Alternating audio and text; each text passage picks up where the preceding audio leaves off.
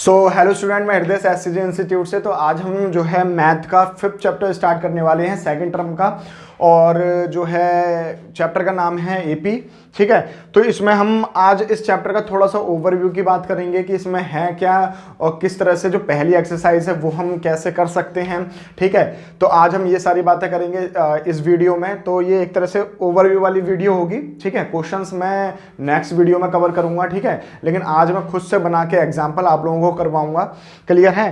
तो देखते हैं कि एपी होती क्या है और इसको हम कैसे ड्राइव करते हैं और कैसे हम कोई भी टर्म जो है निकालते हैं। ठीक है, लेट से मैंने आपसे कह दिया एपी अगर 1 2 3 4 5 डैश 100। ठीक है, तो ये मान लो एक तरह से क्या है, एक एपी है। ठीक है, इनमें क्या क्या चीजें होती हैं। जो ये ए है वो होता है पहली टर्म। ठीक है, ए को हम क्या बोलते हैं, फर्स्ट टर्म। ठीक है, क्लियर हुई ये वाली बात। और जो लास्ट टर्म होती है इसको हम लास्ट टर्म भी बोलते हैं और इसको रिप्रेजेंट करते हैं किससे बेटा, ए एन से। ठीक है, ये क्या हो जाएगी हमारे पास, लास्ट टर्म। ये वाली बात क्लियर हुई हर बच्चे को। ठीक है, तो इसमें एक चीज और निकल के आती है जिसको बोलते हैं हम कॉमन डिफरेंस। क्या बोलते हैं, कॉमन डिफरेंस। और इसको रिप्रेजेंटेड करते हैं हम किससे बेटा, डी से। ठीक है, तो जो डी का फॉर्मूला होता है वो क्या होता है, देखो मान लो ये A1 है या A से रिप्रेजेंट करा, ये A2 है, ये A3 है, ये A4 है, that dot dot dot dash, और ये AN तक आ गया। क्लियर हो गई वाली बात। तो कॉमन डिफरेंस निकालने के लिए आपको क्या करना पड़ेगा, A2 में से A1 माइनस कर दो। आ गई बात समझ में? ठीक है, तो अब देखो कैसे निकाल सकते हैं। A2 की वैल्यू कितनी दे रखी है, 2 दे रखी है, माइनस में A1 की वैल्यू कितनी है, 1। तो D बराबर में क्या आ जाएगा, 1। तो ये क्या हो गया, इसका कॉमन डिफरेंस हो गया। क्लियर हो गई ये वाली चीजें। ठीक है, तो ये जो एपी है उसमें क्या होगा, आपको फर्स्ट टर्म दे रखी होगी, लास्ट टर्म दे रखी होगी। क्लियर हो गई, और आपसे कॉमन डिफरेंस निकलवा लिया जाएगा। ठीक है, या फिर आपसे ये बोल दिया जाएगा कि भाई जो है लास्ट टर्म दे रखी है आपको या फर्स्ट टर्म दे रखी है, एपी बना के दिखा दो।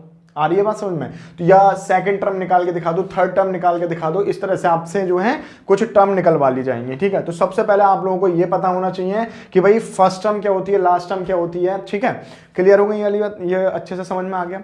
अच्छा, तो जो है जैसे मान लो ये एक एग्जाम्पल हो गया। अगर मैंने आपसे कह दिया सेकंड एग्जाम्पल की अगर मैं बात करूं, जैसे 2 4 6 8 dot dot dot dash let say 50 हो गया। ठीक है, तो इस इक्वेशन में आप पहचान लोगे कि फर्स्ट टर्म क्या है और लास्ट टर्म क्या है और कॉमन डिफरेंस क्या है।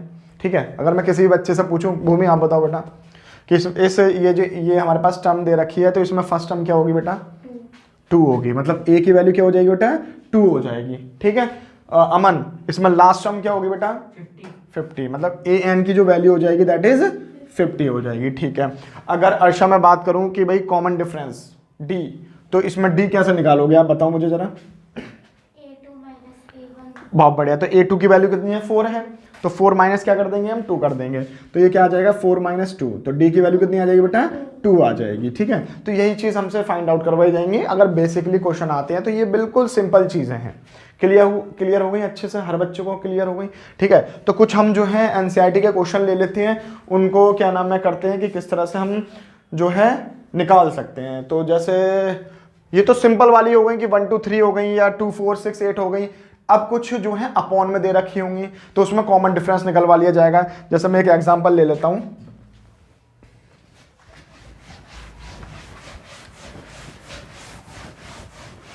एक और एग्जांपल ले लेते हैं थोड़ा सा प्रैक्टिस करने के लिए।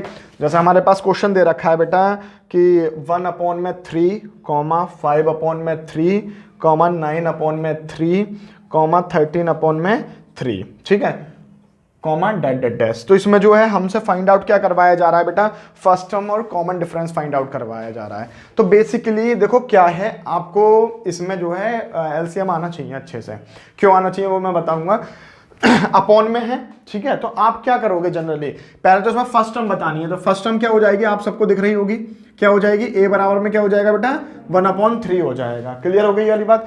अगर आपसे कहा जाए कि भाई कॉमन डिफरेंस निकलवाया जाए, तो कॉमन डिफरेंस आप कैसे निकालोगे, सेकंड टर्म माइनस में पहली टर्म। ठीक है, तो ये क्या हो जाएगा, 5/3 माइनस में 1/3।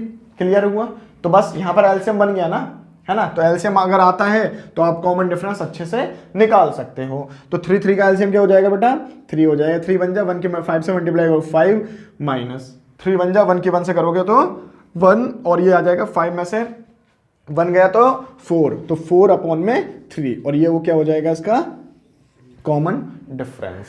अच्छे से समझ में आ गया, बहुत अच्छे से क्लियर हुई ये चीजें। Common difference first term last term अच्छे से आ गई हैं, ठीक है, पहचान सकते हो किसी भी टर्म से, ठीक है।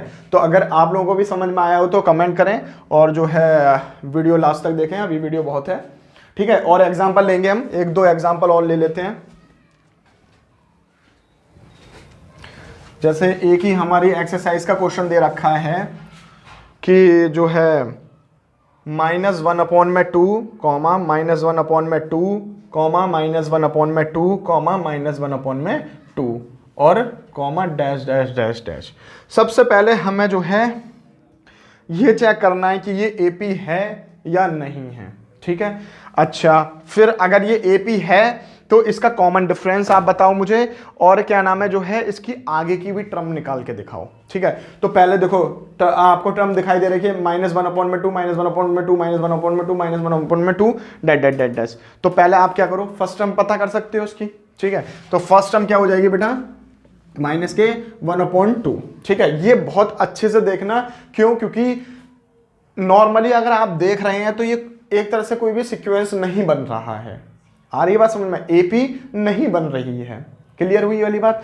अच्छा, अगर मैं जो है इसका कॉमन डिफरेंस निकालते हैं, फिर चेक करते हैं कि भाई जो है ये एपी है या नहीं है। तो कॉमन डिफरेंस कैसे करोगे बेटा, पहली में से क्या है ये माइनस करोगे तो सॉरी दूसरी में से पहली माइनस करोगे तो -1 अपॉन में 2 फिर माइनस, और माइनस का साइन पहले से ही है, ठीक है। तो -1 अपॉन में 2 तो ये क्या हो जाएगा -1 अपॉन में 2, ठीक है, और माइनस माइनस प्लस 1 अपॉन में 2 तो ये कैंसिल आउट हो गए। तो यहां पर क्या आ गया डी क्या आ गया 0।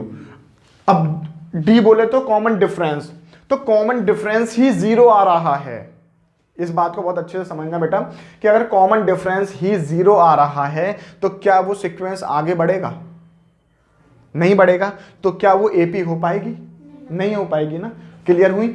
अब देखो तो ये क्या हुआ एपी नहीं हो सकती, क्लियर हो गई वाली बात। अब मैं आपको बताता हूं कि अगर मान लो कोई भी एपी है, ठीक है, तो उसमें अगर 2 टर्म या 3 टर्म दे रखी हैं तो उसके बाद की टर्म हम कैसे निकालते हैं, तो उसका भी आप फॉर्मूला देखेंगे कि जो है टर्म कैसे निकाल सकते हैं। इसको मैं रफ कर रहा हूं और फिर आगे का एग्जांपल लेते हैं बेटा, और उसमें चेक करते हैं कि ये एपी है, ठीक है। तो जो है आगे की भी हम टर्म निकालेंगे। जैसे हमारे पास क्वेश्चन दे रखा है 2, 4, 8, 16, ठीक है। तो इसमें सब बच्चों को दिखाई दे रहा होगा कि भाई क्या नाम है जो है पहली टर्म क्या है इसमें 2 है, कॉमन डिफरेंस निकालते हैं। तो कॉमन डिफरेंस बेटा कितना हो जाएगा चेक करते हैं। तो d बराबर में क्या हो जाएगा 4 माइनस का 2 मतलब 2, ठीक है। तो मैंने इसको ना d1 कह दिया, d1, ठीक है। अब कॉमन डिफरेंस का मतलब क्या होता है कि भाई इन दोनों के बीच का क्या नाम है कॉमन डिफरेंस, मान लो 2 आया, ठीक है। तो इन दोनों के बीच का कॉमन डिफरेंस भी 2 आना चाहिए, इन दोनों के बीच का कॉमन डिफरेंस क्या आना चाहिए 2 आना चाहिए, ठीक है। मतलब कॉमन डिफरेंस सेम होगा तभी तो क्या नाम है कोई एपी कहलाई जाएगी, क्लियर हो रही है वाली बात।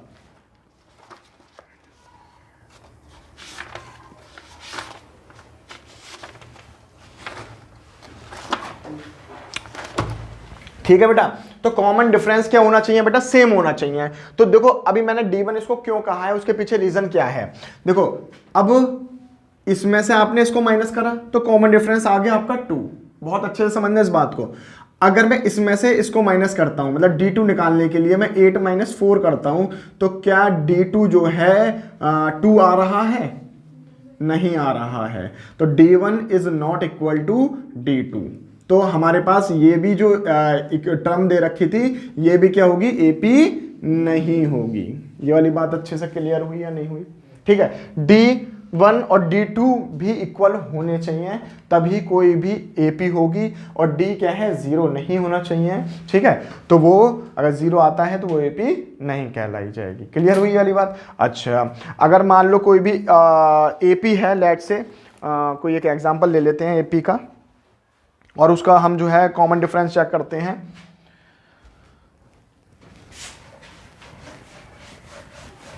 ये क्वेश्चन समझ में आ रहे हैं हर बच्चे को, क्लियर हो रहे हैं?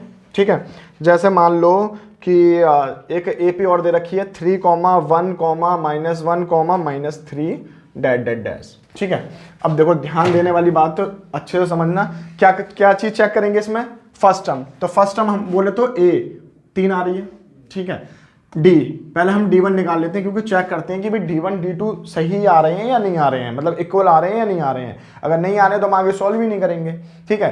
तो हम कह देंगे कि भाई जो है ये AP नहीं है, अगर D1 D2 इक्वल नहीं है तो D1 क्या हो जाएगा बेटा 1 - 3, तो D1 की वैल्यू क्या आ जाएगी यहाँ से -2। ये वाली बात क्लियर हुई हर बच्चे को? अच्छा, अब यहाँ पे देखते हैं D2, ये क्या हो जाएगा -1 और फिर माइनस आता है और ये -1, क्लियर हो गई। तो D2 बराबर में क्या हो जाएगा बेटा -2। तो D1 और D2 जो है इक्वल हैं या नहीं है, ये बताओ मुझे। इक्वल है तो ये AP होगी, ठीक है, AP होगी। अब देखो ये हमारे पास फर्स्ट टर्म थी, ये सेकंड टर्म थी, ये थर्ड थी, ये फोर्थ थी। तो अगर मैंने आपसे कहा कि भाई मुझे A5 निकाल के दिखाओ, क्या निकाल के दिखाओ? A5 निकाल के दिखाओ, मतलब A5 की वैल्यू क्या होगी, ठीक है, या A6 की वैल्यू क्या होगी, तो वो हम कैसे निकालते हैं वो समझिए, ठीक है, अच्छे से। अगर हमारे पास इसके बाद की कोई भी टर्म नहीं दे रखी है तो वो फिफ्थ टर्म होगी। तो इसका जो लिखने का तरीका होता है बेटा, वो जैसे मान लो लेट से मैंने कह दिया A5, तो वो हो जाएगा A प्लस में 4D, ठीक है। एक फॉर्मूला है वो मैं आगे क्लास में बताऊंगा, जो नेक्स्ट वीडियो होगी उसमें आप लोगों को बताऊंगा, लेकिन आपको जो याद रखने वाली चीज़ है वो अभी यहाँ पर ये समझिए कि A5 को आप कैसे लिख सकते हो। A बोले तो जो फर्स्ट टर्म है, ठीक है, प्लस में अगर यहाँ पर 5 है तो यहाँ पर 4 आएगा और D, क्लियर हुई वाली बात, ठीक है। तो इससे हमारे पास क्या निकल जाएगी? A5 निकल जाएगी। चलो चेक करके देखते हैं, ठीक है। A5 बराबर में A की वैल्यू, A बोले तो जो फर्स्ट टर्म में दैट इज 3 प्लस में 4, 4 का 4 मल्टीप्लाई D की वैल्यू कितनी आई है बेटा? -2, ठीक है। तो सॉल्व करते हैं, 3 और 4 2 जा 8, लेकिन -8, तो कितना आ गया बेटा? -5। तो जो फिफ्थ टर्म आएगी बेटा यहाँ पर वो आएगी क्या? -5। क्लियर हो गई। अब A6 निकाल सकते हो, ठीक है। तो ये मैं आपको होमवर्क में दे रहा हूं, तो जितने यहां पर बैठे हुए हैं वो मुझे बताएंगे कि A6 की वैल्यू क्या आएगी, और जो ये वीडियो देख रहे हैं वो मुझे कमेंट सेक्शन में बताएंगे कि A6 की वैल्यू कितनी आएगी इस क्वेश्चन से। क्लियर हुई ये वाली बात? अच्छे से समझ में आ गया कि नेक्स्ट टर्म जो है हम किस तरह से निकालते हैं। जैसे मान लो लेट से मैंने आपसे कह दिया कि 2, 4, 6 डैट डैट डैश, तो ये क्या हो गया? A हो गया, ये दूसरी टर्म हो गई, ये तीसरी टर्म हो गई। अगर मैं आपसे कहूँ इसमें चौथी टर्म बताइए मुझे, A4 की वैल्यू आप मुझे बताइए कितनी होगी, तो आप क्या करोगे? तो आपको क्या क्या चीजों की जरूरत है? तो A4 को आप कैसे लिख सकते हो? A4 बराबर में लिख सकते हो A प्लस में 3D, बहुत बढ़िया। तो आपको A की जरूरत है और D की जरूरत है। चलो देखते हैं। तो A की वैल्यू तो बेटा इधर देखिए, A की वैल्यू कितनी है? 2 है, प्लस में 3। अब D हमें नहीं पता, तो D हम कैसे निकाल सकते हैं? बोलो। दूसरी में से पहली वाली माइनस कर देंगे, तो 4 - 2 करेंगे तो कितना आ जाएगा बेटा? 2 आ जाएगा।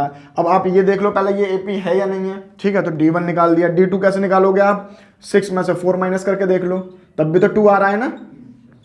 ये वाली बात क्लियर हुई। तो अब आप क्या कर सकते हो? D1 D2 क्या है? इक्वल हैं, तो ये क्या हो जाएगी हमारे पास? AP हो जाएगी, ठीक है। तो आपको D भी पता चल गया और A भी पता चल गया। तो D की वैल्यू कितनी आई है बेटा? 2 आई है। तो देखो A4 बराबर में क्या हो जाएगा? 2 प्लस में 3 दूनी 6, A4 की वैल्यू कितनी आ गई बेटा? 8 आ गई। क्लियर हो गई। तो कोई सी भी अगर वो कहता है आपसे कि भाई चौथी, पांचवी, छठी, सातवीं, आठवीं, नौवीं, 10वीं कितनी भी निकलवा सकता है आपसे, कोई सी भी टर्म की वैल्यू निकाल सकता है, तो आप निकाल सकते हो। बस आपको क्या ध्यान देने वाली बात है कि आपको A पता होना चाहिए, ठीक है, और आपको D पता होना चाहिए, ठीक है। तो आप इससे वैल्यू निकाल सकते हो। क्लियर हो गई? सारी बातें अच्छे से समझ में आ गई? क्लियर हो गई? तो जो है वीडियो लंबी ना हो तो इसको यहीं पे रोकते हैं। अगर आपको यहाँ तक अच्छे से समझ में आ गया हो तो वीडियो को लाइक करें, कमेंट करें और अपने फ्रेंड्स के साथ शेयर करें और चैनल को सब्सक्राइब जरूर करें। Thank you.